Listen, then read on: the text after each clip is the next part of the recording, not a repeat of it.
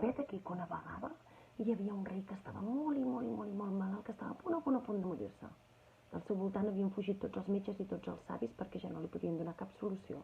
I havia quedat tan sols un mag que es va presentar al palau i li va dir: Majestat, tinc la solució.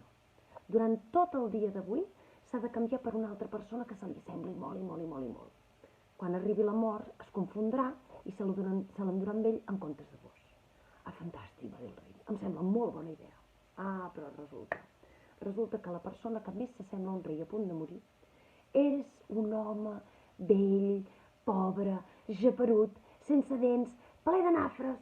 I el rei quan el va veure va dir: ah, no, ni pensar-ne, ni mitja hora em canvio jo per aquest. I com que no es va voler canviar, aquella mateixa nit el rei se'n va anar. I conte contat.